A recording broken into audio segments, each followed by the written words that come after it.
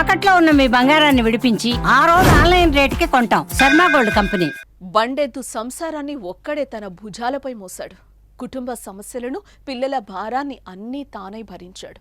పిల్లలకు మంచి జీవితం ఇవ్వడానికి ఎన్నో నిద్రలేని రాత్రులు గడిపాడా తండ్రి. ఇక ఈ మధ్య కాలంలోనే ఉద్యోగ విరమణ పొందాడు.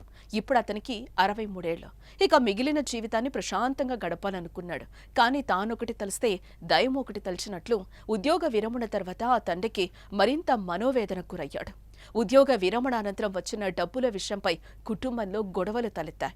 దీంతో తీవ్ర మనస్తాపానికి గురైన ఆ తండ్రి ఆత్మహత్య చేసుకున్నాడు. ఈ విషాద ఘటన మహబూబాబాద్ పట్టణంలో చోటు చేసుకుంది.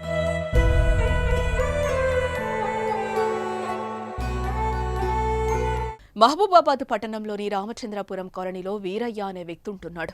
ఆయనకు 2 కుమారులు, 1 కుమార్తె ఉంది. కాగా ఇటీవలే పంచాయతీరాజ్ శాఖలో పనిచేస్తూ ఉద్యోగ విరమణ పొందాడు. ఇక ఉద్యోగ విరమణ పొందిన అనంతరం వచ్చిన డబ్బుల పంపిణీ విషయంలో 2 కుమారుల మధ్య మనస్పర్ధలు నెలకొన్నాయి. ఇదే విషయంపై కుటుంబంలో తరచూ ఘర్షణలు జరుగుతూ ఉండేవి. ఈ గొడవల కారణంగా తండ్రి వీరయ్య తీవ్ర మనోవేదనకు గురయ్యాడు. తన పదవీ విరమణ అనంతరం వచ్చిన డబ్బుల వల్లే కుమారుల మధ్య గొడవలు జరుగుతున్నాయని కుంగిపోయేవాడు వీరయ్య.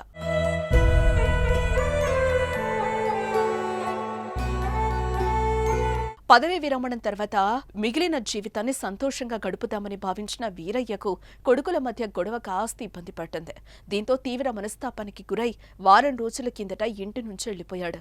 ఇలా ఈ నెల 14న జిల్లా కేంద్రంలోని ఆర్టీసీ బస్టాండ్ సమీపంలోని ఓ లాడ్జ్లో గది అద్దెకు తీసుకుని ఉరివేసుకుని ఆత్మహత్యకు పాల్పడ్డాడు.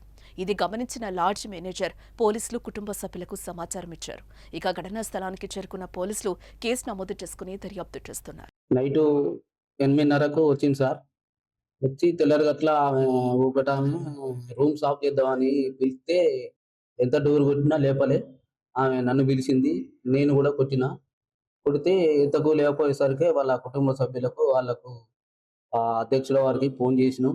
ఫోన్ చేస్తే వాళ్ళు వచ్చి చనిపోయిన ఆయన కొడుకు వాళ్ళ అధ్యక్షులు ఇద్దరు కలిసి ఆ డోర్ తీయడం జరిగింది. అప్పటికి ఊరేసుకొని ఉన్నాం.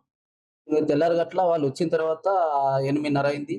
వాళ్ళ కొడుకును వాళ్ళ పెద్ద మనిషి ఇద్దరు కలిసి డోర్ తీసిర్రు. వాళ్ళు డోర్ బలగొట్టి తీసేసారు.